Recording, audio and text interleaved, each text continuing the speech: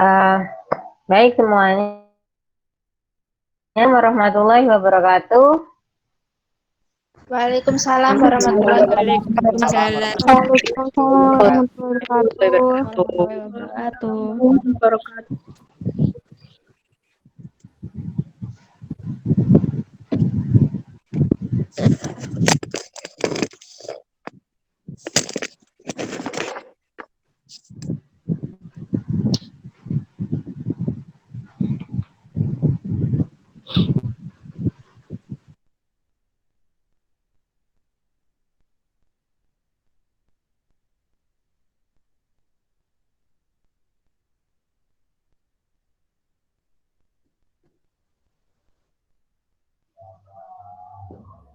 Ya, maaf ya tadi kesalahan teknis. Ini saya prompt saya bermasalah.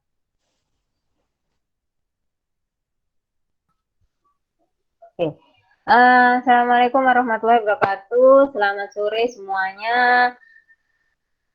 Akhirnya kita ketemu di kegiatan pendidikan dan pelatihan KKN daring COVID-19 tahun 2020. Nah, Anda yang ada di sini tergabung di gelombang 3. Ya. Ini mohon punyanya Maifuddin Setiawan di unmute dulu kali ya. Oke, terima kasih Devi. Nah, gini. Ini mungkin pertama kali Anda bertemu dengan saya dan Bu Tias. Saya selaku pembimbing KKN DPR kelompok 3 Kabupaten Sidoarjo, dan Bu Tias. Mungkin Bu Tias mau memperkenalkan diri dulu.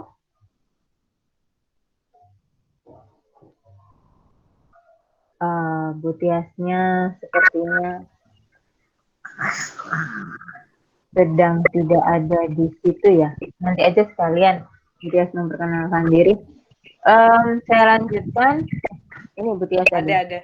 Ada. Oke, Bu Tias. Mungkin videonya dibuka Bu Tias biar kelompok 4 bisa melihat cantiknya wajah Bu Tias. Sudah. Ya? Oh, biasa nggak pakai kacamata kelihatannya.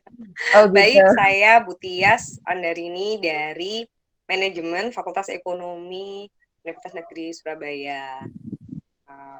Saya ada satu kelompok yang dibimbing saya ya, dan ini kami bekerja sama dengan Bu Tita agar nanti enak informasinya bisa lengkap. Itu aja, monggo Bu Tita. Ya, baik. Terima kasih Bu Tias. Saya lanjutkan. Untuk hari ini kita kegiatan Penlat KKN Indonesia 2020 itu merupakan bagian dari rangkaian kegiatan KKN UNESA. Mungkin Anda yang sudah membaca panduannya, di situ dinyatakan bahwa Penlat KKN itu termasuk bagian penilaian. Nanti saya akan jelaskan lebih rinci setelah ini, cuman supaya Anda tahu kenapa kok dikumpulkan di daring, secara daring di ada yang di Google Meet, ada yang di Zoom. Nah, tujuannya yang pertama supaya Anda semua terarah kegiatan KKN-nya seperti apa, itu yang pertama. Yang kedua, kenapa harus daring? Seperti yang kita tahu sendiri, kondisinya sekarang sedang seperti ini. Beberapa daerah masih PSBB, beberapa daerah mungkin sudah dibuka, tapi masih ada penyaringan. Kemudian sesuai dengan pengumuman beberapa waktu lalu, itu perkuliahan masih dilakukan secara daring gitu ya. Terus kemudian di kegiatan ini, kegiatan Penlat ini, nantinya Anda akan diminta untuk menyusun program kerja bersama kelompok. Nanti yang kelompok 3 dengan saya, yang kelompok 4 nanti dengan Bu Tias untuk diskusi lebih lanjut. Nah,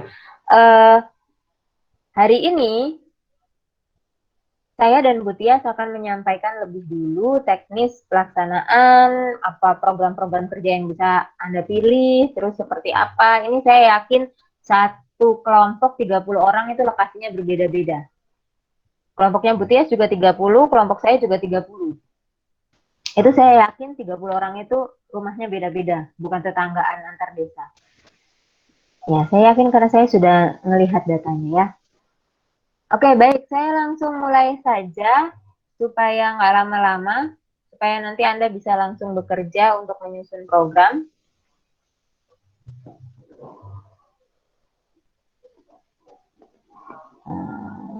Sebentar ya, saya ini kan. Mana ya?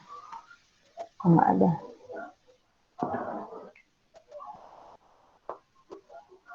Windows. Bukan.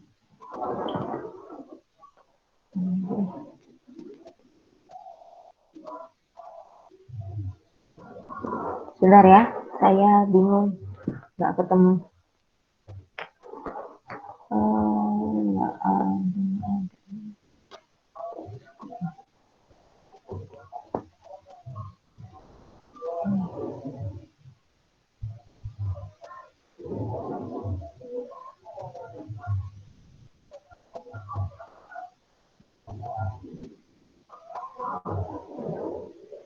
Sudah kelihatan ya yang saya sharing? Ini untuk kegiatan kali ini nanti ada 2 pembicara, saya dan Bu Tia. Saya akan menyampaikan bagaimana teknis pelatihannya, program-programnya apa. Nanti Bu Tia spesialis kewirausahaan. Kenapa Bu Tias spesialis kewirausahaan? Bukan karena Bu Tias dari Fakultas Ekonomi, tapi Bu Tias juga berwirausaha juga gitu. Salah satu dosen yang punya usaha di luar kampus. Gitu. Baik, saya mulai ya. Ini untuk pertama saya ingatkan sekali lagi, mahasiswa dan DPL melakukan penlat secara online dengan Google Meet atau Zoom, direkam, diunggah melalui channel KKN UNESA. Nah, Anda tidak bisa mengunggah sendiri, tapi nanti Anda kirim ke alamat emailnya KKN UNESA. Nah, karena filenya besar, jadi dikirim link Google Drive-nya. Kemudian Instagram, itu juga nanti yang mengunggah pihak KKN, dikirim aja ke email. Terus kemudian penlat ini merupakan salah satu aspek penilaian KKN. Ini setara dengan UTS. Kalau Anda ingat, penilaian itu ada empat komponen. Yang pertama itu partisipasi, yang kedua itu TS, ketiga tugas, keempat UAS. Nah, penlat hasilnya yaitu proposal dan program itu masuk ke dalam UTS gitu. Jadi mahasiswa yang tidak ikut penlat, KKN dicatat oleh DPL untuk nanti berarti nilai UTS-nya kurang, kecuali kalau mahasiswa tersebut sudah izin. Tadi Bu Tias juga menyampaikan ada mahasiswanya yang sudah izin ke beliau, gitu. Saya minta tolong ketuanya mungkin mengecek mahasiswa-mahasiswa yang hadir. Anda bisa menuliskan di chat room nama lengkap Anda dan kelompok, gitu ya. Walaupun nanti ada form untuk presensi, tapi Anda bisa presensi di chat room-nya Google itu. Kemudian yang berikutnya, model KKN ini kelanjutan dari gelombang 2. Gelombang 1, gelombang 2, kalau Anda mendengarkan cerita teman-teman Anda, mereka melanjutkan kegiatan KKN daring COVID. Tujuannya meningkatkan taraf hidup masyarakat akibat dampak COVID. Ada 4 program. Program kemanusiaan, kewirausahaan, program proyek di desa, program mengajar di desa. Saya ingatkan untuk mahasiswa pendidikan mengajar di desa ini bukan Anda mengajar di sekolah atau mengajar seperti PPL, tapi mengajar di desa ini, di desa itu bisa diajarkan misalnya bimbel. Kalau memungkinkan untuk bertemu, kalau nggak bertemu jangan mengumpulkan anak-anak, nanti protes orang tuanya. Terus kegiatan-kegiatan melatihkan misalnya perangkat desanya apa, tapi dilihat juga kondisi di desa.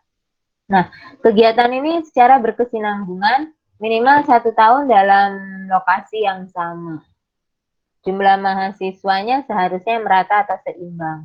Ini kalau untuk saat ini ada beberapa kebijakan tentang jumlah mahasiswa di beberapa kota, cuman di sini jumlah mahasiswa merata dan seimbang itu maksudnya kelompok. Biasanya rata-rata setiap kelompok 25-30 orang. Nah, ini bagi Anda yang bingung kapan sih saya KKN-nya, tanggalnya 30 hari ya, 1 Juli sampai 31 Juli. Oh, ada bonus 1 hari, 1 harinya itu mengumpulkan laporan sepertinya. 30 harinya bekerja, 1 harinya nanti Anda seminar. Yang gelombang 4 itu nanti anak murni biasanya, yang bukan pendidikan. Kemudian programnya, ada 4 program. Program kemanusiaan, kewirausahaan, program proyek di desa, mengajar di desa. Mahasiswa hanya milih salah satu saja, jadi satu kelompok itu hanya milih salah satu di antara program-program ini. Kemudian, nah ini saya sampaikan pendidikan dan pelatihan secara online. Penlatnya 2 kali, kok bisa 2 kali? Yang pertama sekarang, yang pertama itu Anda menyusun proposal, kemudian menyusun logbook. Logbook ini bentuk logbooknya seperti apa? Itu ada di SIM KKN. Yang punya akses yang terdaftar sebagai ketua. Nah, untuk kelompok 3 tadi ada perubahan ketua. Nggak masalah, aksesnya tetap biarkan saja pakai akses yang lama, akses akun ketua yang lama. Gitu. Supaya nggak ribet di PPTI-nya. Terus kemudian menyusun materi program yang akan dilaksanakan, revisi proposal. Nah, di Penlat kedua di hari Sabtu tanggal 27 itu kita bertemu lagi di Google Meet ini. Nanti difikskan sudah jadi atau belum. Nah, di Penlat kedua kelompok 3 dengan saya, kelompok 4 dengan Butias. Kalau sudah fix, sudah oke, langsung diunggah di SIM KKN. Kemudian mahasiswa menerima topi, spanduk, umbul-umbul, pendistribusian masih dipikirkan. Kenapa masih dipikirkan? Karena kami sendiri masih mencari cara gimana caranya mengirimkan topi dan spanduk itu. Kalau mahasiswa yang di Surabaya, mereka datang ke rektorat masih bisa. Tapi kalau yang di luar Surabaya, kalau Sidoarjo mungkin masih bisa ya. Tapi kalau yang misalnya sudah sampai di Tulung Agung, sudah sampai di Blitar, cuma ngambil sebuah topi itu rasanya sia-sia gitu. Mungkin spanduk nanti bisa dikirim, tapi untuk yang lainnya saya masih belum tahu, itu masih dibahas oleh LPPM. Penerimaan mahasiswa ini nanti memulai KKN-nya di masing-masing tempat, akan ada informasi Anda tanggal 30 mengikuti Zoom-nya pelepasan dengan Rektor UNESA. Nanti kalau misalnya tidak bisa ikut Zoom, bisa ikut YouTube, streaming YouTube. Nanti akan di-share informasinya. Ini di tanggal 30 Juni, 31 Juni. Nah, untuk mengenakan jaket alma mater, pakaian rapi, itu pada saat Anda datang ke lokasi KKN. Jadi nanti ini ada beberapa daerah nih, ada 30 daerah yang berbeda. Nanti Anda menentukan satu desa untuk satu subkelompok yang dijadikan target mitra gitu. Nah, pada saat Anda datang ke sana, Anda memakai jaket alma mater, pakai protokol kesehatan, pakai masker, kalau di lingkungannya perlu pakai face shield itu juga dipakai gitu. Kemudian di lokasi selama 1 bulan, mahasiswa melakukan koordinasi dengan Kades, staf, tokoh masyarakat dengan memperhatikan tata krama. Seandainya nanti diminta suratnya sedang diproses. Kami juga menunggu Anda memutuskan di desa mana. Kemudian mahasiswa mengunggah logbook dan foto kegiatan SIM KKN. Setiap kelompok diberi nomor akun 1 itu untuk mengisi di SIM KKN. Nanti saya dan Putias akan membimbing secara online, baik melalui WA Group atau melalui SIM KKN. Gitu. Nanti mengisi kolom saran DPL. Kemudian melaksanakan program sesuai yang telah disusun bersama DPL. Nah, untuk program yang Anda susun itu seperti ini. Anda itu kan kelompok 3, kelompok 4 masing-masing punya 30 anggota. Nah, 30 anggota itu dibagi menjadi 2 subkelompok. Kelompok A dan kelompok B yang masing-masing 15 anggota.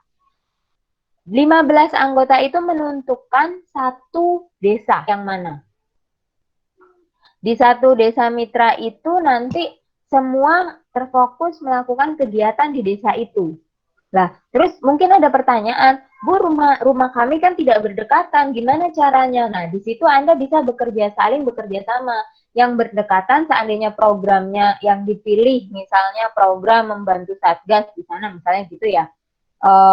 Atau misalnya memberikan informasi ke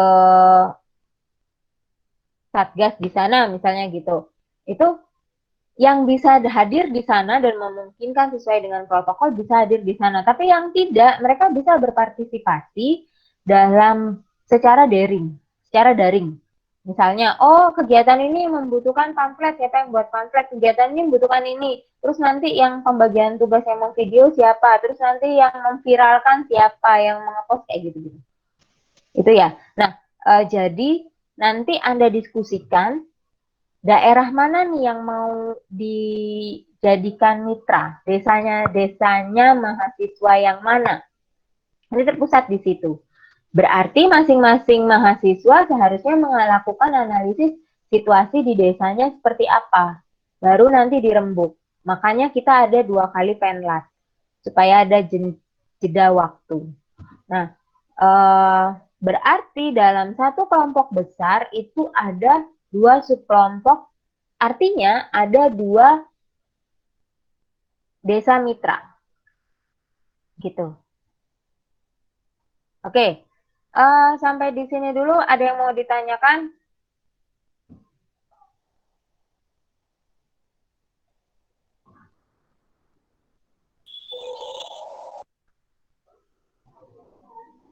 Ada yang mau bertanya? Belum? Belum, Bu. Belum ya? Baik, kalau belum saya lanjutkan ya. Saya lanjutkan di pelaksanaan program.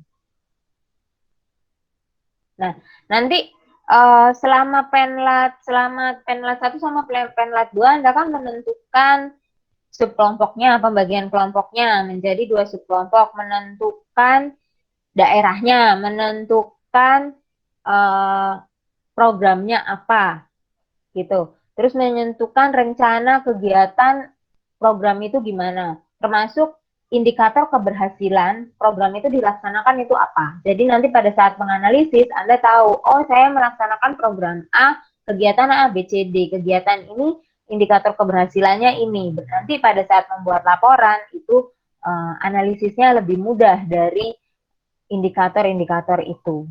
Nah, semua itu dirangkum dalam bentuk proposal. Proposal yang diunggah tadi. Nah, pada saat pelaksanaan program selama 1 bulan, itu dilakukan untuk mencapai tujuan program yang sudah Anda buat. Cukup 1 program saja, ya. Oke, sekarang kita beralih ke program-program yang ada. Di sini kalau di PowerPoint itu yang di-sharing adalah contoh-contoh programnya. Nanti lebih jelasnya saya akan buka buku, cuman sekilas.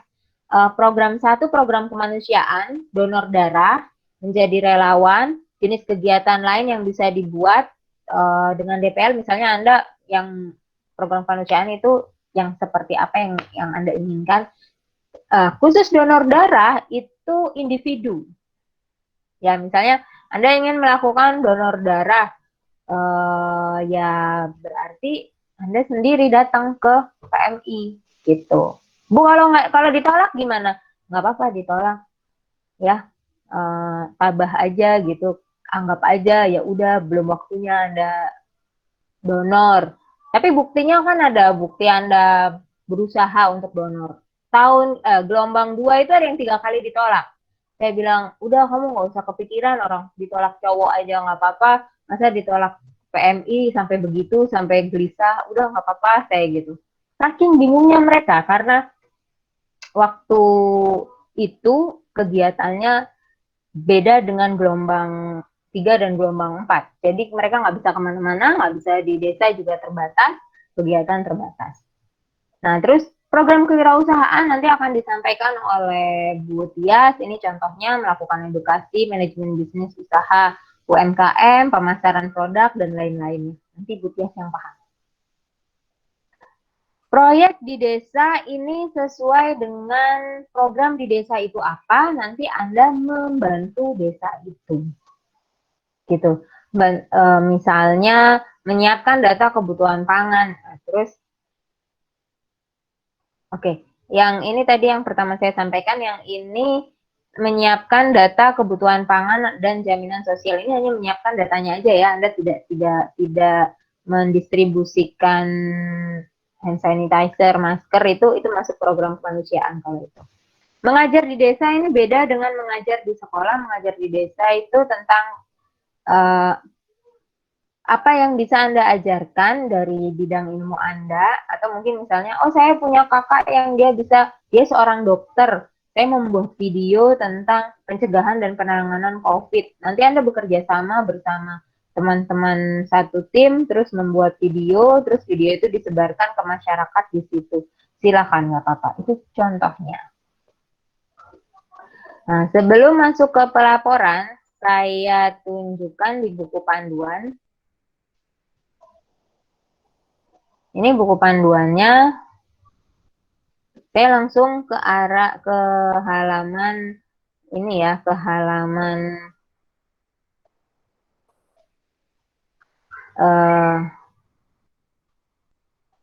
program.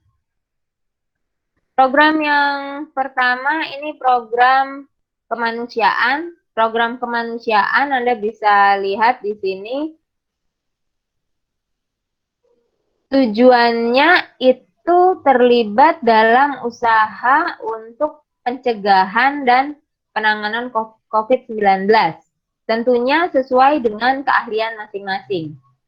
Di sini, kalau Anda melihat tabel, di sini ada permasalahan, tujuan, dan hasil. Maksudnya gimana? Masalah, ini contohnya latar belakangnya adalah PMI, itu ternyata saat ini stok darahnya itu terbatas, itu permasalahannya. Tujuan Anda membantu PMI. Apa hasil dari tujuannya penambahan stok darah? Ini bisa dijadikan indikator juga. Terus kemudian di beberapa daerah itu ada yang tenaga tim posko COVID dan desa tangguhnya itu masih kurang. Nah, tujuan Anda membantu penyediaan. Apa yang Anda lakukan? Yang dilakukan adalah Anda menjadi relawan posko COVID-19 dan desa tangguh. Indikatornya Anda berhasil atau tidak, nanti akan dibuatkan instrumen untuk kira-kira mereka terbantu atau tidak. Permasalahan yang terus kemudian ini perhatikan di sini ya. Mahasiswa diberi kebebasan untuk menentukan permasalahan lain sesuai dengan kondisi daerah. Jadi seandainya ada permasalahan lain, nanti Anda tentukan kira-kira permasalahan itu termasuk program apa, kemanusiaan, kewirausahaan, mengajar di desa, atau proyek di desa. Gitu. Kemudian kewirausahaan nanti dengan Butias ya. Ini tabelnya sama seperti tadi, dimulai dari permasalahan, tujuannya menyelesaikan permasalahan, dan ada hasil dari kegiatan yang dilaksanakan. Saya langsung melompat ke yang nomor 3, program proyek di desa. Program proyek di desa ini untuk membantu menyelesaikan proyek-proyek di desa yang dilaksanakan bersama ini. Aparatur desa, BUMDes, koperasi desa, gitu.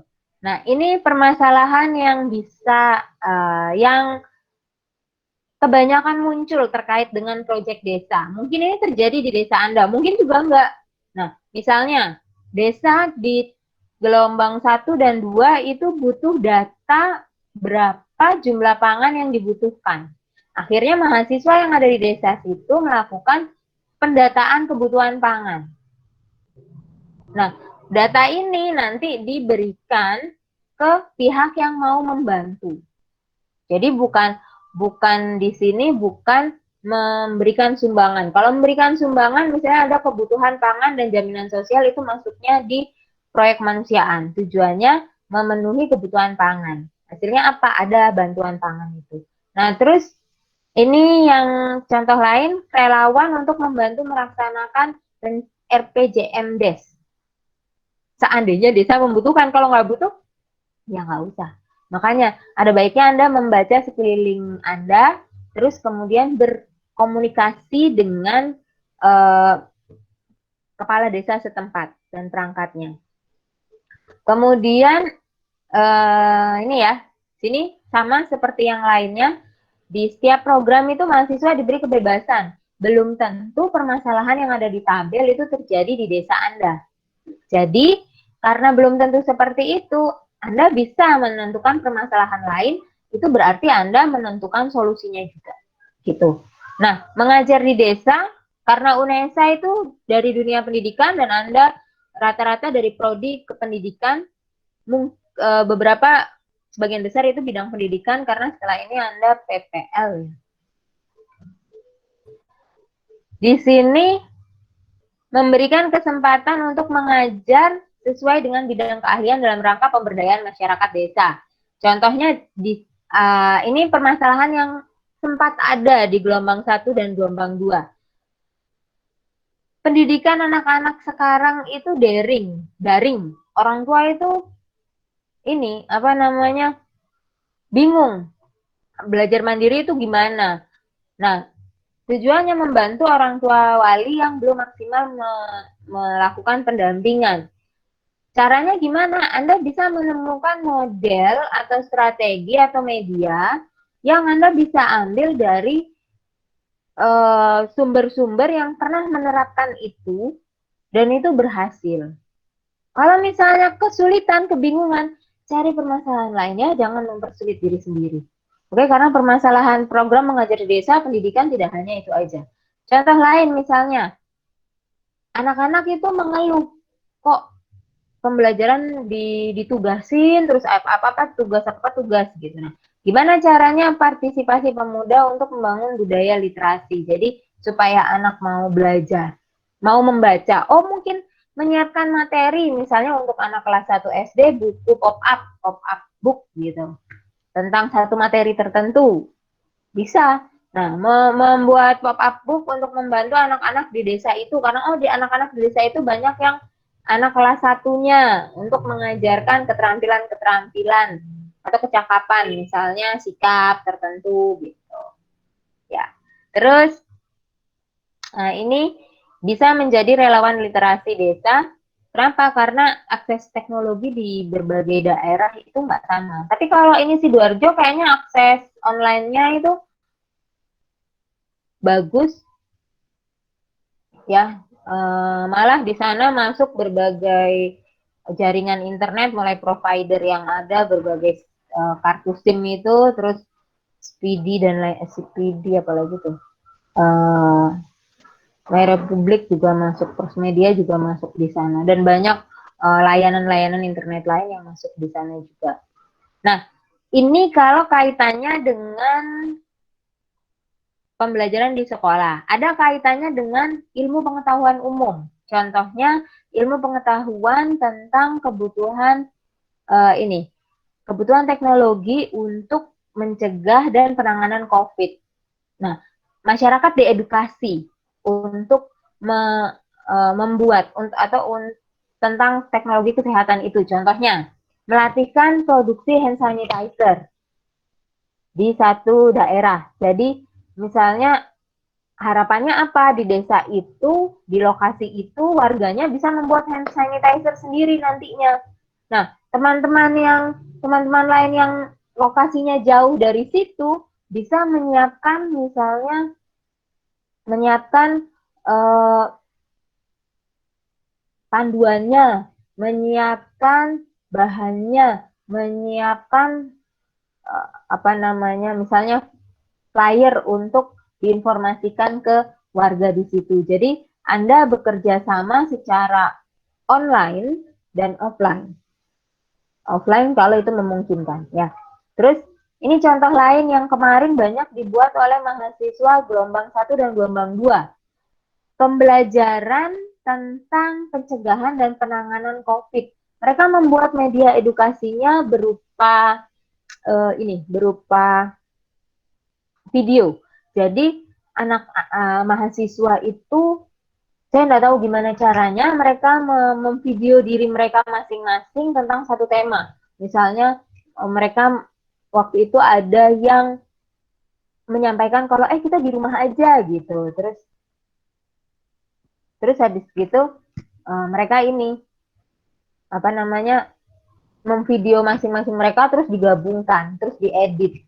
Ketemu sama teman-temannya enggak, mereka enggak ketemu. Mereka yang satu di kota, yang ada yang di Surabaya, ada yang di Sumeneb, ada yang di sini. Mereka kerjasama jadi satu, akhirnya membuat satu video pembelajaran itu. Terus diunggah di akun Instagram gitu. Itu contohnya. Bisa juga contoh lain pembuatan media video pembuatan mencuci tangan atau poster informasi tentang COVID sesuai dengan kebutuhan di desa itu, gitu ya. Nah, untuk program untuk program kewirausahaan sekarang akan dijelaskan oleh Bu Tias. Saya persilahkan Bu Tias.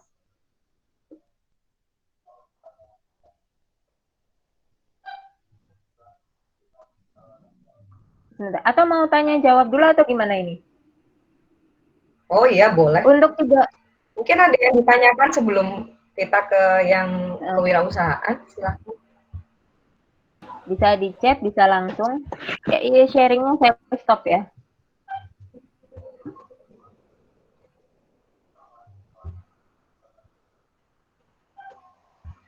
Bu, saya mau tanya, Bu. Oke, ya. Saya Ahmad Afandi, kelompok SDA 4, Bu. Oke, SDA 4. Ya. Tadi kan satu kelompok, misal SDA 4, itu dibagi menjadi 2 subkelompok, ya, Bu. Ya. Nah, kalau misal tempatnya itu sama, gimana, Bu? Apakah boleh desanya itu sama? Kenapa dibuat sama? Apakah gini? Diharapkan desanya itu berbeda karena dari 2 mitra. Dimintanya 2 mitra ya untuk satu kelompok. Jadi kalau bisa sih dari 2 desa yang berbeda. Walaupun misalnya di saat desa sama kecamatan sama nggak ya? Misalnya programnya gini, seandainya di 2 desa itu punya permasalahan yang sama, programnya boleh sama. Tapi kalau bisa, karena ini kan dari berbagai desa dan desanya banyak, itu desanya berbeda. Sebelumnya kenapa kok harus di satu desa? Enggak, takutnya sama kelompok yang lain, Bu. SDA 6, SDA 7 kan bisa satu desa, nanti gimana, Bu? Oh gitu. Nggak apa-apa kalau yang penting di kelompok 4 tidak di satu desa yang sama, gitu aja. Oh iya. Di kelompok 3 nanti tidak di desa yang sama. Kalau misalnya tiba-tiba ketemu, loh kok kita ketemuan di sini? Ya nggak apa-apa, itu berarti Anda berjodoh, gitu ya. Ada lagi yang lain? Saya, Bu, mau izin bertanya. Ya, dengan Saya siapa ini? Eko Septian Cahyo Ardiansyah dari kelompok SDA 4, Bu. Ya. Saya mau bertanya, untuk proposalnya berarti satu kelompok besar mengirimkan atau mengunggah proposalnya itu 2, Bu nggih. Iya, dua proposal, benar. Jadi setiap sub kelompoknya mengirimkan proposal sendiri-sendiri atau lewat ketua yang sudah disematkan, Bu? Lewat ketua yang sudah ditunjuk karena lewat akun yang sudah diberikan. Akun yang diberikan itu adalah akun yang tertulis di sistem sebagai ketua. Gitu. Nah, untuk yang kelompok 3 tadi ada pergantian ketua. Nggak apa-apa, secara pelaksanaan pergantian ketua. Di sistem tidak tertulis dia adalah ketua kelompok, cuman di sistem hanya tertulis nama mahasiswa tersebut adalah pemegang akun PIN KKN untuk pengunggahan. Jadi nanti mengunggah 2 file PDF ya, yang dikirimkan. Yang diunggah itu PDF, jadi bisa PDF-nya digabungkan jadi satu kalau filenya tidak terlalu besar, tapi kalau filenya besar bisa diunggah 2 file. Baik, Bu, terima kasih. Kemudian di CC kemudian dikirim email, Word-nya dikirim email ke alamat KKN UNESA, di CC ke DPL. Baik, Bu, terima kasih informasinya. Sama. Ada lagi yang ingin ditanyakan untuk kelompok 3 dan 4?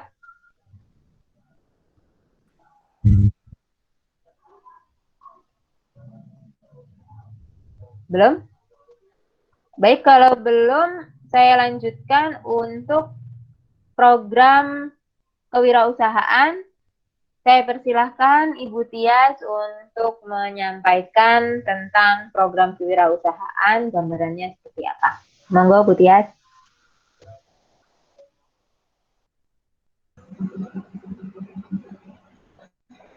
Baik, terima kasih Bu Dita. Selamat sore, Assalamualaikum warahmatullahi wabarakatuh. Waalaikumsalam warahmatullahi wabarakatuh. Waalaikumsalam warahmatullahi wabarakatuh. Waalaikumsalam warahmatullahi wabarakatuh. Waalaikumsalam warahmatullahi wabarakatuh. Di layar ada nggak? Saya nggak ada ya. Sudah keluar di layar, Ibu. Oh, sudah keluar ya? Oke, udah. Salah, nggak ada. Belum, Bu. Keluar lagi. Oh ya, oke.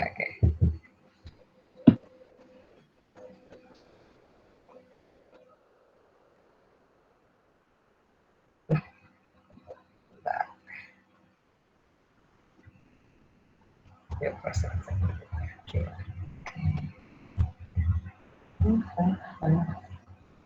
kok lemot? Halo.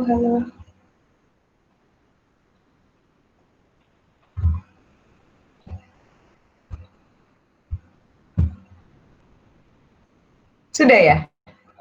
Ada ya?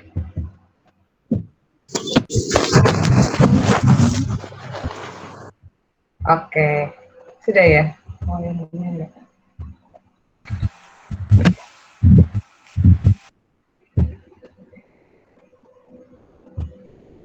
Baik, Assalamualaikum warahmatullahi wabarakatuh. Selamat sore.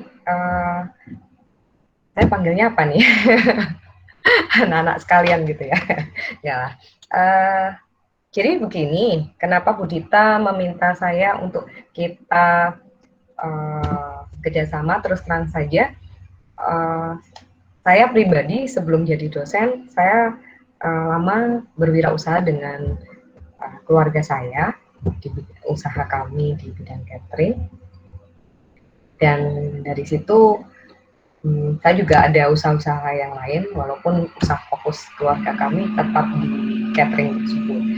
Nah, di sini saya diminta Bu Dita untuk menjelaskan terkait dengan kewirausahaan. Sebentar, ini belum terlihat ya presentasinya. Belum, Bu. Bisa dibantu pakai punya Bu Dita ya.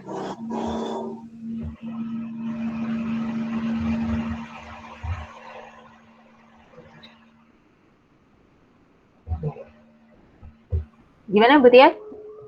dibantu mungkin Bu Dita ada filenya bisa di-sharekan. Gini, saya Saya ininya stop siapa? presenting. Ininya siapa? Apa namanya hostnya? Kayak Zoom Iya, aja. Bu. Bisa Saya dikirim di grup. Ya, saya sudah mengirim di grup kayaknya. Sebentar ya. Itu saya sudah mengirim di grup yang PPT KKN KWU yang PDF. Sudah di grup KKN Sidoarjo 3 gelombang 3.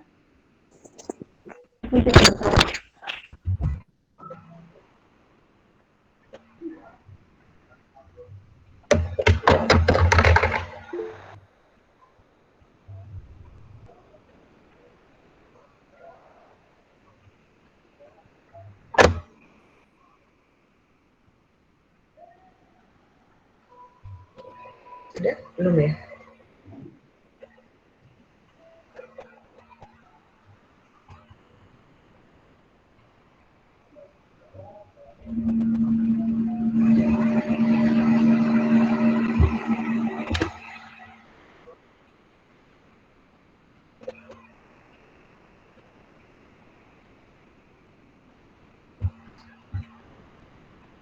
Nah,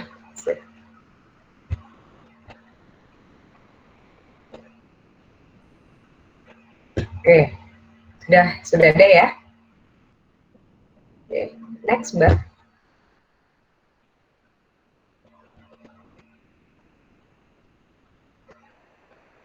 Seperti yang dijelaskan oleh Bu Dita tadi, bahwa di sini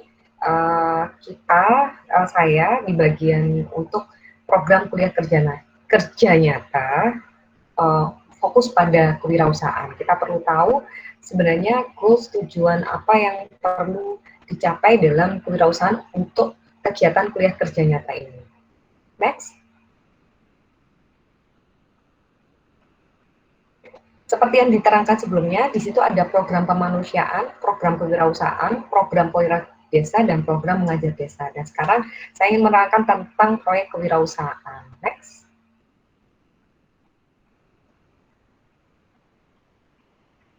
Di sini dikatakan oleh Renat Kasali bahwa berwirausaha merupakan menciptakan inovasi yang baru, yang belum pernah ada sebelumnya. Sebenarnya harapannya adalah orang berwirausaha itu yang perlu digarisbawahi adalah kita tidak mungkin melakukan kegiatan wirausaha hanya hit and run. Jadi kita ngenalin nih, tapi habis itu udah gitu. Nggak mungkin orang sukses dalam berwirausaha itu hanya misalkan Anda melakukan penjualan hanya di hari Minggu 1 kali saja. Apakah mungkin Anda sukses? Tidak. Jadi terkait dengan inovasi baru yang dikatakan Renat Kasali ini mungkin tidak selalu yang inovasi yang seperti apa, tetapi berkelanjutan itu juga penting. Entrepreneur merupakan seseorang yang menyukai perubahan, melakukan temuan-temuan yang membedakan dirinya dengan orang lain, menciptakan nilai tambah. Nah, ini yang perlu digarisbawahi bahwa biasanya orang wirausaha itu memberi nilai tambah pada produknya. Jadi produk itu bisa barang, bisa jasa. Jadi kalau Anda mendengar kata produk itu tidak harus selalu barang ya, bisa barang, bisa jasa. Nah, contohnya misalkan yang tadi dikatakan Bu Dita terkait dengan mengajar itu, mengajar sekarang ini kalau dulu adanya bimbel kan, biasa ada bimbel datang ke tempat Anda, ke tempat anak-anak yang perlu bimbingan untuk les dan sebagainya, atau saya dulu kalau les, saya ke tempat les-lesan gitu ya. Nah, tapi dengan kondisi seperti ini, bukan berarti Anda tidak bisa melakukan bimbel. Anda bisa melakukan bimbel itu secara daring. Nah, contoh juga misalkan kayak seperti saya, kalau dulu ngajar itu, di awal-awal kita ngajar, nggak ketemu itu nggak enak. Apalagi, terutama untuk seperti Zoom ini kan mahal ya. Ya kan?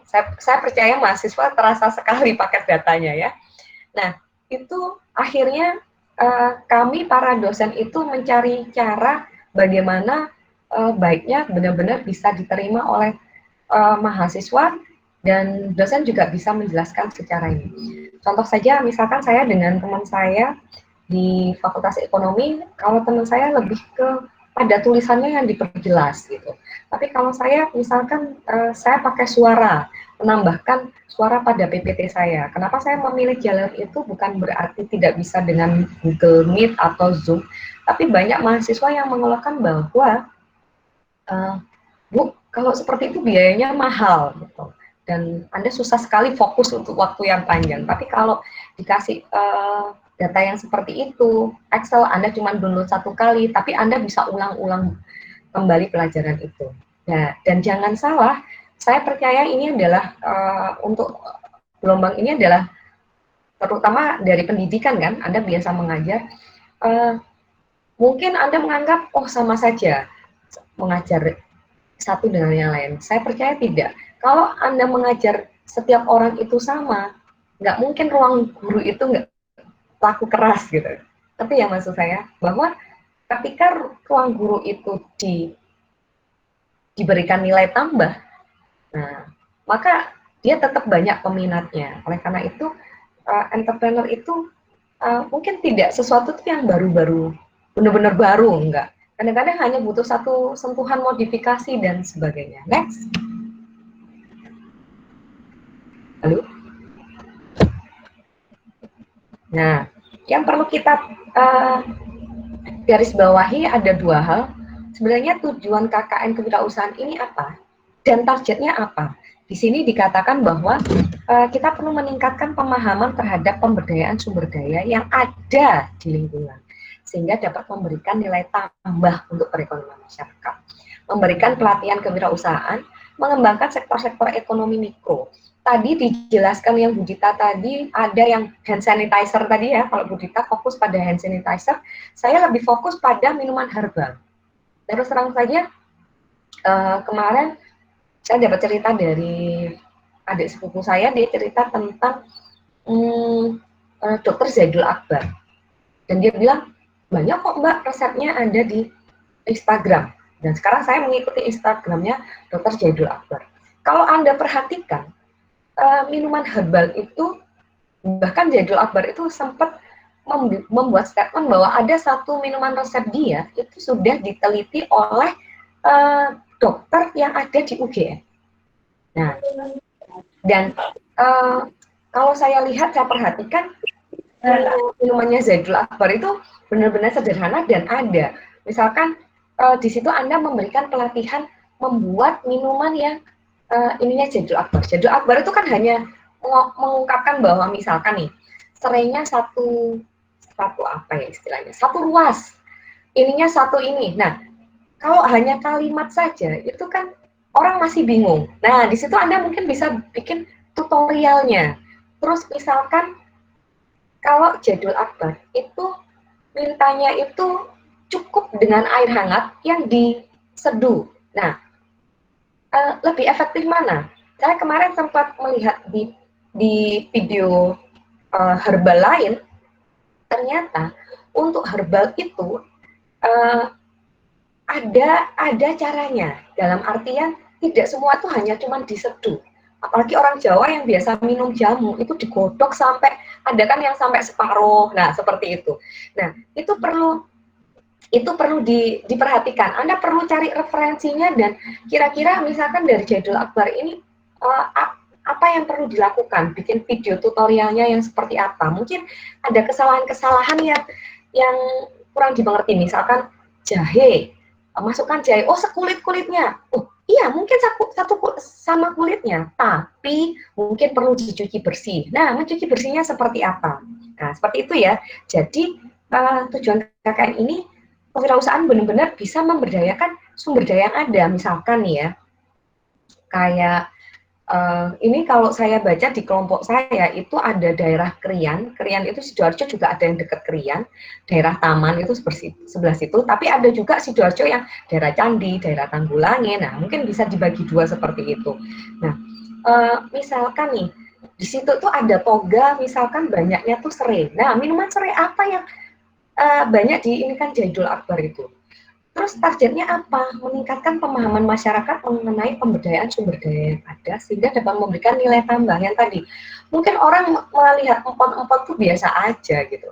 Tapi kalau mungkin mereka juga tidak kemarin saya sempat di Sukodono itu ya, daerah Sukodono itu saya keliling ya. Ya mohon maaf saya tidak mengatakan ini, saya juga dari Gresik ya. Kalau orang bilang, kalau kata teman saya deso gitu ya. Nah, tapi maksud saya di situ banyak orang yang masih banyak menanam pohon, tapi dia nggak ngerti gunanya untuk COVID ini seperti apa. Padahal kalau di Jadul Akbar ada peningkatan itu. Nah, pelaksanaan pelatihan kewirausahaan yang tadi saya bilang nggak harus Anda ke sana gitu loh. Anda kan bisa searching di Google. Ini daerah apa sih? Ini apa? Misalkan kayak kemarin Sukodono itu, yang ini daerah tebu, yang ini daerah padi. Nah, misalkan seperti itu. Nah, terbentuknya sektor-sektor ekonomi. Nah, mungkin pelatihan itu bisa ditaruh ke desa tersebut sehingga desa tersebut oh bisa ya buat itu. Nah, next Mbak. Nah, ini yang tadi saya bilang bahwa di era sekarang kalau Anda lihat di gambar slide tersebut, dulu orang nongkrong di My Kopi O itu ya. Tapi kalau sekarang akhirnya yang terjadi adalah My Kopi O itu dimasukkan kemasan, apa yang terjadi? Dijualnya lewat online kan, lewat Gojek gitu kan. Grab. Gitu. Next. Nah, Anda coba lihat ada produk-produk terlaris di era pandemi. Internet, wah ini paket data gitu ya. Biasanya cuman paket data mahasiswa cuman 25.000 karena kuliahnya sama ini harusnya pakai 50.000 gitu ya.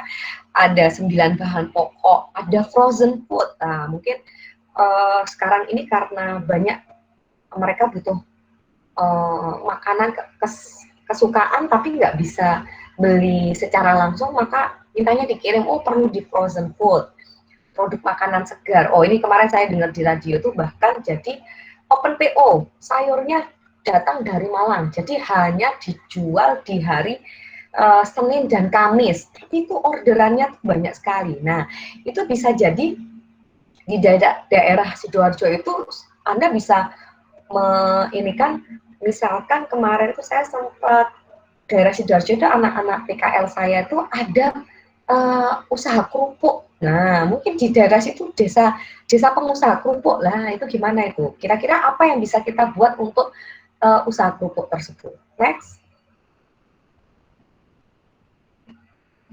Mbak. Mbak apa Mas ya?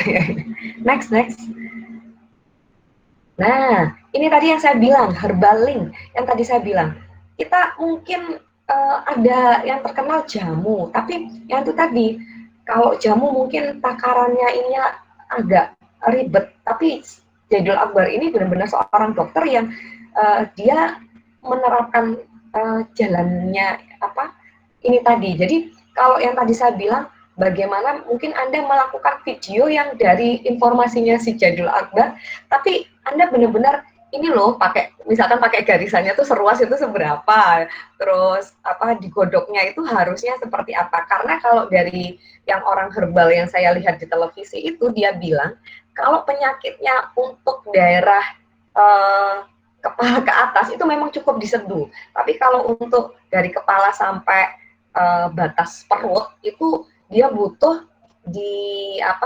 digodok kayak kalau orang Jawa bilang itu direbus sampai dia direbus 1 kali inian umap ya kalau orang Jawa. Nah 1 kali.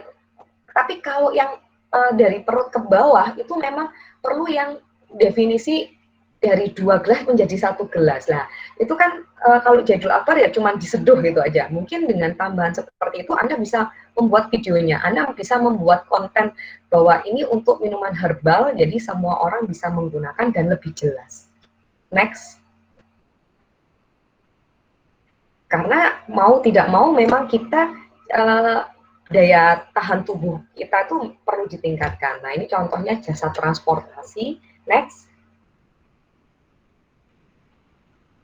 Ini tadi yang saya bilang, ada kearifan lokal, ada bisa juga pilih, misalkan yang tadi saya bilang di daerah kemarin tuh Sukodono itu ada yang khusus daerah tebu. Wah, tebunya ini kira-kira untuk apa? Misalkan, oh tebu ini tadi itu ada penelitian loh terkait dengan ini, yang ternyata tebu itu masih bisa dibuat, misalkan buat makan atau buat apa. Nah, kalau ini dicontohkan, misalkan di situ ada banyak kolam ikan, ada kolam lele, oh lelenya susah untuk diinikan, oh kita bumbui, jadi dikirim tinggal goreng seperti yang digambar itu ya. Ikan nila atau ikan gurami sudah kita bumbui, jadi orang itu tinggal goreng. Ini yang tadi kalau dibilang frozen food tadi ya, hampir mirip seperti itu. Next. Ini contohnya kearifan lokal yang tadi saya sempat utarakan. Jadi apa yang ada di dalam lingkungan tersebut, mungkin kayak misalkan Tanggulangin itu banyak ini kan kerajinan kulitnya, tas dan sebagainya. Mungkin itu yang bisa kita bantu. Next.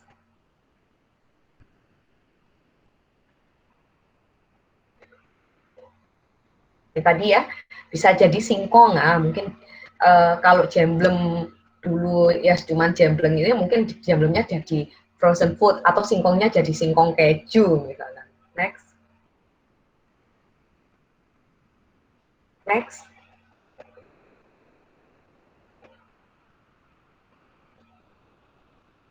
Next.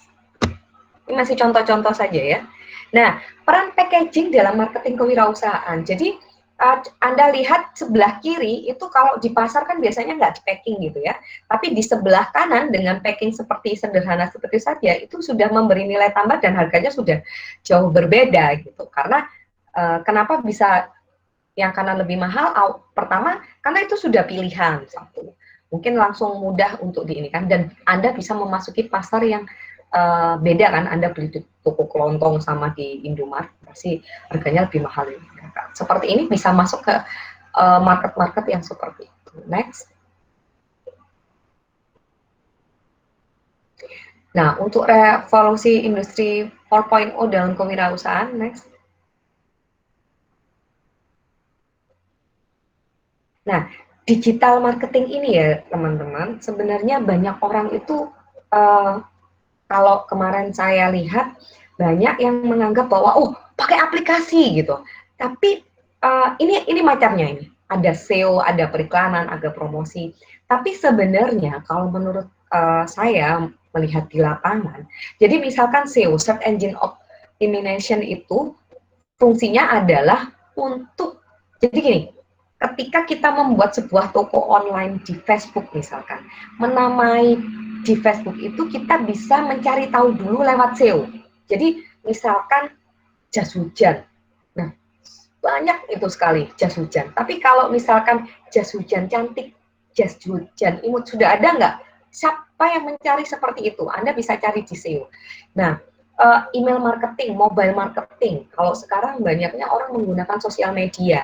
Nah, ini bisa jadi kemarin saya sempat digital marketing ini kami dari ini kalau yang di sini saya baca di kelompok saya itu pendidikan ekonomi ya. Saya di jurusan bukan pendidikannya, saya di manajemen dan saya di manajemen pemasaran. Kami kemarin ada mata kuliah namanya praktek komputer untuk manajemen pemasaran. Nah, di sini kami mengarahkan anak-anak bagaimana marketing dalam era digital ini. Jadi apa saja sih yang diperlukan? Misalkan kalau di offline, pengusaha itu perlu yang namanya kartu nama. Seperti yang tadi dibilang, oh ada bagaimana mempackaging sebuah produk. Nah, karena packaging itu penting saat ini kan, orang udah nggak cuma lihat produknya, tapi packagingnya. Terus logonya seperti apa, konten-kontennya yang seperti apa. Next. Nah, ini contohnya. Anda bisa lewat istilahnya market itu bisa lewat kayak Tokopedia, Shopee, bisa lewat seperti itu, atau Anda benar-benar hanya menggunakan konten pribadi yang seperti sosial media Anda pribadi, misalkan Facebook atau Instagram. Tapi biasanya kalau Anda serius untuk menggunakan ini, Anda perlu memisahkan yang pribadi sama yang bisnis. Kadang-kadang yang pribadi itu kan Anda pengen upload hal-hal pribadi Anda gitu ya. Next. Oh sebentar. Ini contohnya atas Mbak. Sorry sebelumnya. Ini Anda coba lihat dari foto yang ditampilkan ini. Contohnya yang tadi saya bilang terkait dengan praktek komputer pemasaran. Nah, bagaimana salah satunya adalah bagaimana menampilkan produk itu ini tadi. Coba Anda lihat pakaian yang ini tadi. yang di sebelah kanan pakaiannya tuh ditidurkan. Akan berbeda tampilannya jika pakaian itu ditaruh dipakai manusia atau ditaruh di boneka. Nah, contoh saja ini ya, dulu saya pernah punya teman yang jualan kerudung. Itu sebenarnya kerudungnya tuh biasa, harganya juga dia di bawah, tapi dia tidak kalah cantik dengan yang sudah bermerek gitu. Tapi memang karena di situ dia melakukan foto sesi yang profesional. Jadi foto tampilan yang ada di sosial media atau untuk digunakan digital marketing itu perlu. Next.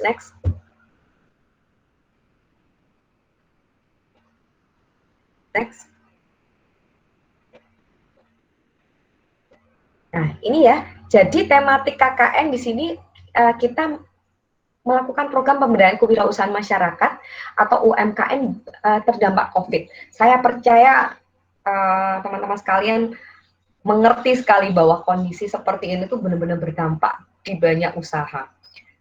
Dan kami percaya, kami para dosen percaya bahwa mahasiswa itu sebenarnya punya potensi yang besar untuk membantu usaha-usaha ini. Dan seperti yang tadi saya bilang, saya kemarin waktu mengajar praktek komputer manajemen pemasaran itu, saya minta untuk anak-anak saya itu benar-benar mempraktekkan pada usaha kecil di lingkungannya. Ada yang menggunakan usahanya sendiri, ada yang menggunakan usaha orang lain, tetapi berbeda, hasilnya berbeda. Kemarin itu bahkan logo packagingnya itu diminta dan dia bilang, boleh nggak saya patenkan untuk ini saya. Ya, saya kembalikan ke mereka bagaimana, dan mahasiswa saya yang benar-benar melakukan itu tuh benar-benar merasa senang, ya Bu ya, bahagia sekali. Ternyata ilmu yang ya pertamanya sih agak ada dongkol nih disuruh gitu ya sama bu dosennya gitu. Tapi ketika dijalanin, ketika dicari tahu bagaimana, itu akhirnya apalagi berguna, diminta lagi sama pihak UKM-nya, itu ternyata ada kebahagiaan diri sendiri. Dan ini tadi ya, memiliki background passion dan hobi berwirausaha baik dari bidang saintek maupun sosial humaniora. Next. Ini ya tadi, misalkan tadi dibilang masalah adanya pembatasan sosial mobilitas, tujuannya adalah melakukan edukasi, maka hasilnya membuat komunitas belajar yang itu tadi ya. Yang kedua, konservatif pemasaran produk. Yang tadi saya bilang, melakukan edukasi pemasaran. Misalkan contohnya kemarin saya sempat saya bekerja sama dengan salah satu ini, bukan Shopee, waktu itu saya menggunakan Winmarket. Saya bikinkan itu tutorialnya, bagaimana masuk akunnya, bagaimana ini. Kadang-kadang pesannya kan bisa dicari Bu di situ. Tapi kan kita lebih fokus. Misalkan untuk Shopee, untuk Tokopedia itu seperti apa sih, dan membantu masyarakat produk melakukan platform digital e-commerce. Ngomong-ngomong seperti yang tadi saya bilang, pemasaran itu tidak bisa hit and run, jadi sekali dilakukan kemudian Anda lari gitu, tidak bisa seperti itu. Maka waktu 30 hari ini harusnya benar-benar Anda membangun pasar untuk mereka, membantu mereka bagaimana mengelola pasar untuk mereka. Next.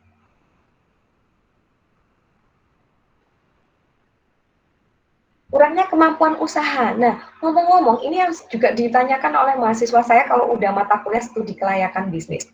Tujuannya mengedukasi inovasi layanan produk yang berpulang di masa pandemi COVID ini, yang menghasilkan program inovasi peningkatan layanan, penjualan, juga iklan produk UMKM. Nah, ini Anda boleh pilih, Anda mau yang mana? Lebih ke penjualannya, iklannya, atau seperti apa? Yang tadi seperti saya bilang, saya kemarin ini anak-anak kami untuk jurusan manajemen saat ini sedang PKL, ngomong-ngomong. Dan PKL ini juga dilakukan daring. Mereka tanya, Bu, terus bisa dilakukan seperti apa? Yang tadi saya bilang, misalkan contohnya, Instagramnya nyala nggak? Setiap hari update nggak? Terkait dengan Instagramnya. Update itu tidak harus selalu produknya, guys. Oh, misalkan hand sanitizer. Hand sanitizer ini memang untuk untuk tangan, tapi ada nggak terkait dengan kenapa kita perlu pakai hand sanitizer di era COVID? Kenapa setiap orang butuh, satu orang butuh bawa hand sanitizer.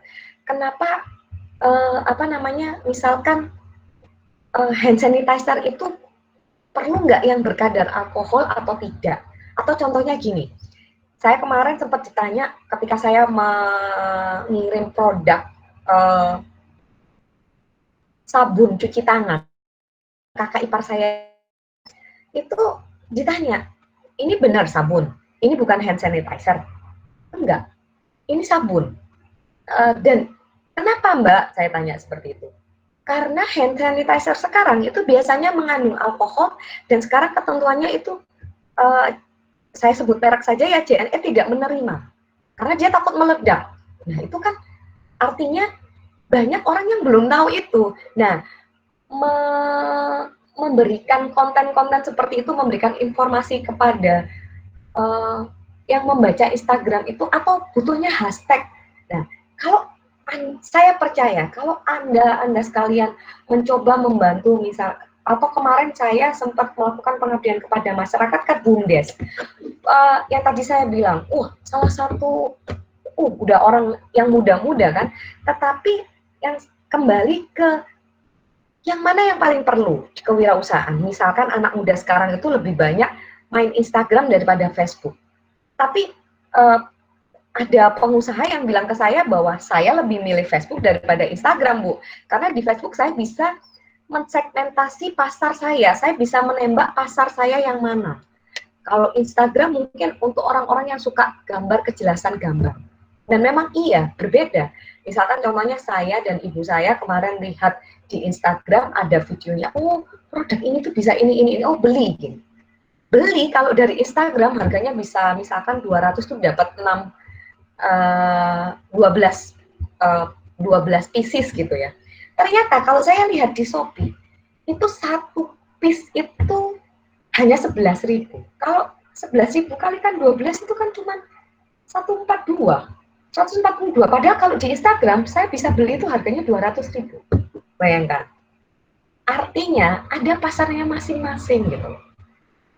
Maka misalkan terus, kita bikinkan aplikasi. Pertanyaan saya mau nanya nih, siapa yang di kelompok ini yang tidak menggunakan Shopee? Saya tuh aplikasinya tuh saya nggak mau nyalain misalkan, nggak mau saya pasang di itu. Nah, kalau tidak mau pasang, apakah mungkin? Nah, kalau BUMDes itu menggunakan aplikasi sudah bayar mahal-mahal, orang nggak mau pasang, kira-kira mau beli nggak?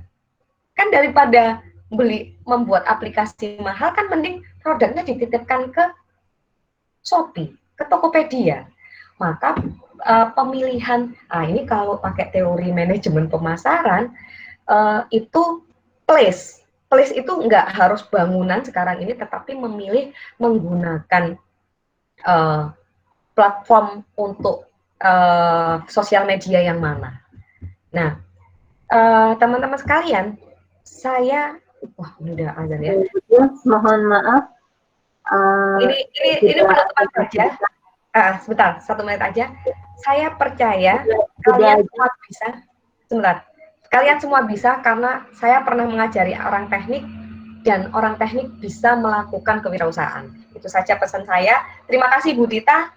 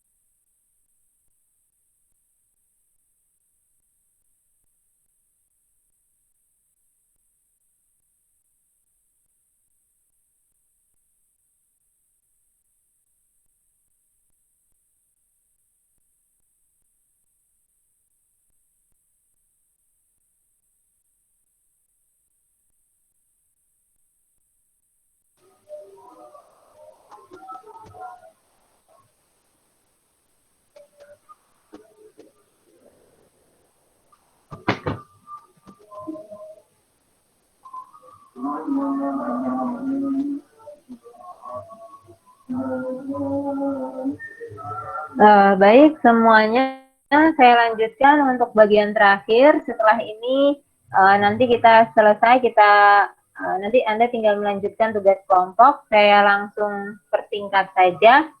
Bagian awal tadi sudah tentang pendahuluan, terus kemudian program-programnya, kemudian saya ingatkan Anda silakan membaca tata tertib di buku panduan. Di sana ada berbagai macam himbauan dari pihak UNESA untuk Anda perhatikan dalam kegiatan KKN. Semisal Anda tetap harus menjaga sopan santun, harus berkoordinasi dengan aparat terkait program-program yang Anda lakukan, terutama berkomunikasi dengan kepala desa, dan juga menjaga nama baik alma mater. Kemudian seandainya ada beberapa kegiatan yang memungkinkan memakai alma mater, silakan memakai alma mater. Tapi kalau misalnya tidak seharusnya memakai alma mater, misalnya bersih-bersih balai desa, itu kan jangan pakai alma mater ya, alma maternya nanti kotor. Gitu. Jadi disesuaikan kondisinya. Pada saat bertemu kepala desa untuk meminta izin, berdiskusi, silakan memakai alma mater. Gitu. Saya lanjutkan. Untuk laporan, di sini laporan dan proposal ya, dituangkan dalam bentuk file PDF dan MS Word. Laporan disertai foto kegiatan yang bagus, memakai atribut UNESA, jaket alma mater, dan atau topi. Di sini cantumkan foto yang menggunakan atribut UNESA. Untuk kegiatan yang tidak menggunakan atribut UNESA juga dicantumkan ya. Kalau memang itu mendukung laporan Anda. Kemudian laporan disusun sebelum melakukan seminar hasil. Laporan ditandatangani oleh Kades dan DPL. Untuk tanda tangan DPL, untuk tanda tangan saya dan Bu Tias, Anda bisa melakukan tanda tangan. Jadi kirimkan aja tanda tangan Kadesnya. Oh gini, nanti tanda tangannya bisa Anda minta saat kami supervisi ke daerah Anda. Kalau tidak tanda tangan. Terus nanti ada lampiran berupa logbook dan daftar hadir. File dalam bentuk MS Word-nya dikirim ke email KKN UNESA, di CC ke alamat email dosennya. Kemudian file PDF diunggah ke SIM KKN. Ini sistematika proposal. Ada halaman judul. Formatnya seperti laporan, atasnya ganti proposal gitu ya. Ada logo UNESA, ada halaman pengesahan DPL. Halaman pengesahan DPL ini bisa menggunakan tanda tangan. Kemudian berisi pendahuluan. Di sini analisis situasi, potensi desa seperti apa, permasalahan desa seperti apa, potensi desanya seperti apa, itu diuraikan dengan jelas di sana, termasuk jumlah penduduknya, kecamatannya, di desa itu ada apa saja gitu. Jadi semua kondisi di desa dijelaskan. Kemudian masalah yang dihadapi dari segitu segala macam kondisi di desa, tentunya ada berbagai macam masalah yang dihadapi. Anda bisa menuliskan semua permasalahan dan Anda fokuskan ke satu permasalahan, Anda jelaskan kenapa Anda memilih permasalahan itu. Nah, kemudian di bagian C, Anda berikutnya Anda merencanakan permasalahannya. Program yang direncanakan itu apa? Kalau di sini ditulis program utama dan program tambahan, Anda tidak perlu melakukan itu. Cukup satu program saja, fokuskan di program itu. Nanti Anda tuliskan di sana rencana pemecahan masalah dan indikator pencapaian pelaksanaan. Jadi misalnya rencana pemecahan masalahnya video pembelajaran diunggah di YouTube. Nah, tercapai kalau videonya bagus, mendapatkan banyak like. Nah, itu indikatornya Anda tentukan dan nanti didiskusikan dengan dosen. Kemudian Anda membuat rencana pelaksanaan kegiatan logbook, tabel logbook, jadwal kegiatannya seperti apa dan format logbooknya seperti apa. Personalia anggota di sini struktur organisasinya ya. Kemudian dilampirkan nanti di bagian lampiran nama-nama mahasiswanya, nomor telepon dan asal daerah. Nanti yang saya kan sudah punya datanya itu, nanti saya kirimkan ke kelompok 3. Nanti yang kelompok 4 bisa membuat juga ya.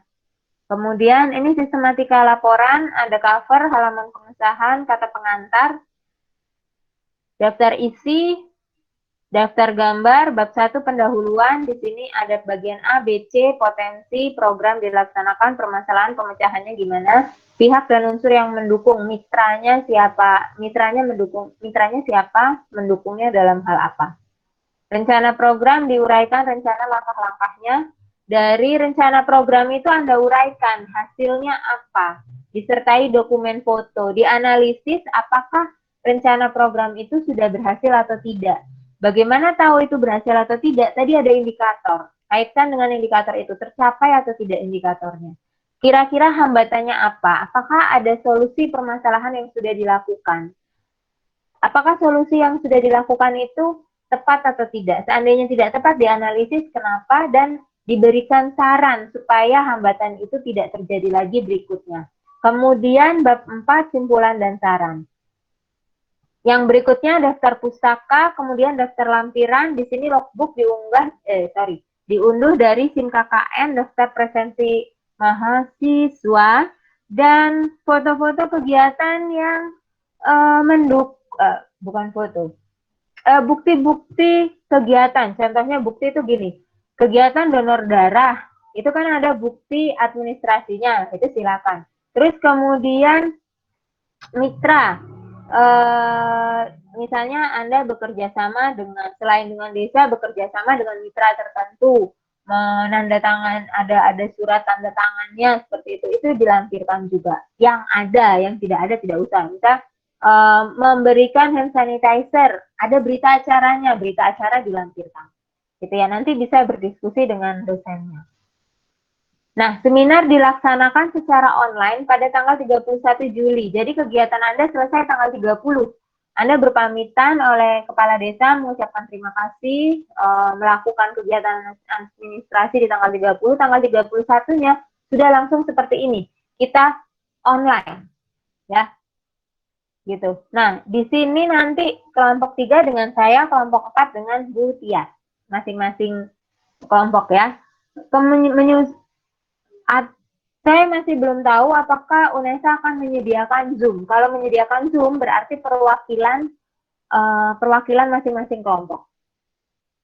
Mahasiswa menyusun artikel dan ringkasan hasil KKN, panjang artikel 5-7 halaman, disertai foto mendukung.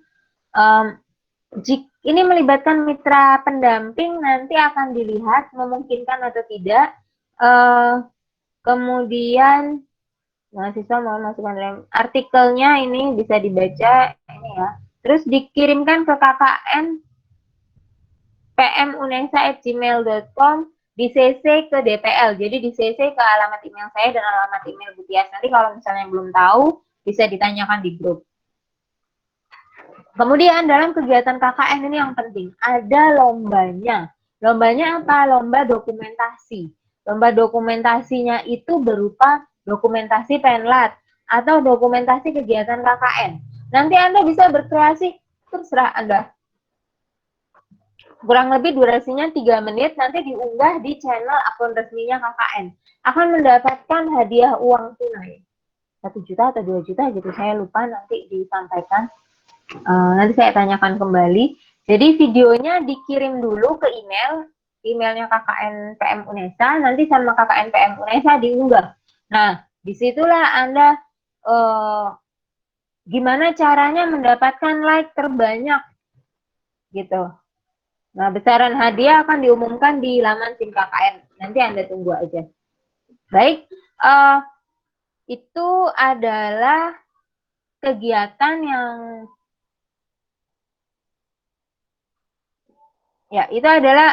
kegiatan yang bisa Anda lakukan, program-programnya, gambaran ringkasnya tentang KKN. Sekarang tugas Anda adalah yang pertama, kalau di kelompok Anda belum ada struktur organisasi kelompok besar, dibuat ya, siapa ketuanya, sekretarisnya, dan sisi lain yang diperlukan. Misalnya, butuh si dekdok, butuh si yang untuk membuat flyer dan lain sebagainya, silahkan Anda atur sendiri, nanti didiskusikan dengan dosen. Kemudian yang kedua, Anda membagi kelompok berdasarkan kesepakatan kelompok dan silakan melakukan analisis situasi di desa masing-masing. Melakukan analisis situasi ini untuk menentukan kira-kira mana yang lebih tepat, mana yang lebih membuat Anda mudah melaksanakan kegiatan KKN ini. Sehingga nanti bisa memilih 2 lokasi KKN. Gitu. Lalu menentukan program kegiatannya, membuat proposalnya, dan didiskusikan. Ini adalah tugas, jadi setelah ini Anda bisa sholat-sholat, nanti diskusi lagi dengan kelompoknya. Nanti pada saat Anda sudah perlu berdiskusi dengan saya, kelompok 3 ya, Bu Tias, dengan kelompok 4, itu nanti bisa mengkontak secara japri atau lewat grup, kan ada WA grupnya. Kemudian di tanggal 27 nanti Anda memaparkan hasilnya ya dan diunggah. Yang paling penting itu adalah proposalnya diunggah ya. Proposal PDF-nya diunggah, proposal Word-nya dikirim ke KKNPM dan dikirim ke di-CC ke email DPR. Ya, itu dari saya. Ada yang mau ditanyakan? Atau Bu Tias mungkin mau menambahkan?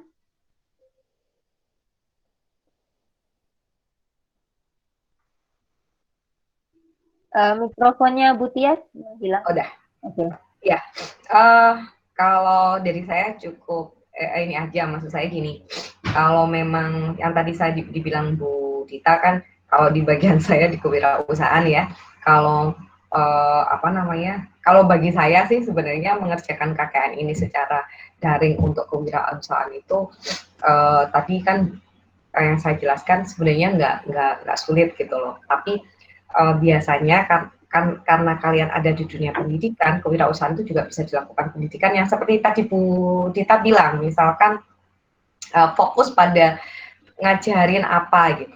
Tapi intinya jangan alergi lah dengan kewirausahaan, karena sebenarnya setiap orang itu bisa berwirausaha. Karena ya, yang tadi saya bilang, saya pernah punya pengalaman hanya mengajar 1 semester di teknik informatika itu hanya teori dasar saja, itu akhirnya 1 kelas itu kita bagi berapa kelompok, cuman 1 kelompok 3 orang, itu aja banyak yang jadi akhirnya dapat duit, bisa angkat usaha.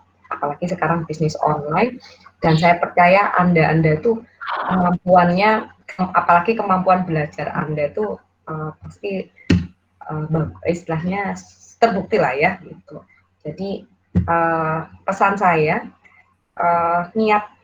ditata niatnya untuk niat membantu KKN ini, itu niat membantu, bukan karena Anda hanya sebatas menggugurkan kewajiban, tapi seperti yang tadi saya bilang, niatkan membantu, niatkan untuk niat baik, sehingga Anda menjalankan KKN ini bisa dengan baik. Dan itu tadi, kalau memang mungkin kalau kelompoknya Bu Dita mau nanya terkait dengan kewirausahaan ke saya juga, nanti bimbingannya tetap ke Bu Dita, tapi misalkan mau tanya-tanya ke kewirausahaan ke saya nggak apa-apa. Nanti kalau yang kelompok saya kan nanti ke saya ya, nanti yang dibagi 2 itu. Jadi pesan saya, selamat buat saudara-saudara sekalian, bahwa kalian diberi kesempatan untuk membantu banyak orang. Semoga diberi kemudahan dan kelancaran. Itu saja Bu Dita dari saya, terima kasih. Ya, terima kasih Bu Tias. Gimana ini adik-adik mahasiswa, anak-anak adik-adik ya, sama aja ya. Ada yang mau ditanyakan?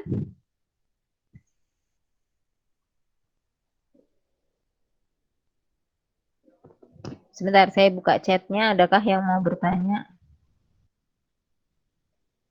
Oh, kelihatannya belum ada ya?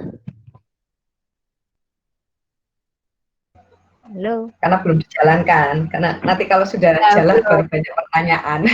Masih meraba-raba mereka. Ya. Nanti, Kalau sudah mulai ditulis, diidentifikasi, baru tanya. Ya, nanti seandainya ada yang mau tanya ke saya, ke Bu Tia, silahkan ya. Cuman itu tadi, kalau untuk proposal kegiatan yang menyetujui itu sesuai dengan dosen pembimbingnya. Nanti jangan kelompok 4 Ya. nanti saya Bu Dita bilang ke Bu Tias, loh Bu ini disetujui sama Bu Dita, padahal Anda kelompoknya pembimbingnya Bu Tias. Jadi yang lebih tahu kondisi di sana, mempertimbangkannya gimana, nanti disetujui oleh Bu Tias. Gitu ya. Oke. Saya rasa cukup sampai di sini. Selanjutnya Anda bekerja secara kelompok, Anda bagi sendiri, nanti silakan dilaporkan ke kami. Kemudian selamat bekerja, jangan lupa tetap menjaga kesehatan, tetap perhatikan protokol COVID dan lain sebagainya, sehingga kegiatan KKN ini bermanfaat bagi Anda, bagi masyarakat, dan juga untuk UNESA. Ya, baik, saya rasa cukup sekian. Saya akhiri. Assalamualaikum warahmatullahi wabarakatuh. Waalaikumsalam warahmatullahi warahmatullahi wabarakatuh. Terima kasih. Ya, Terima kasih selamat banyak. malam. Selamat malam.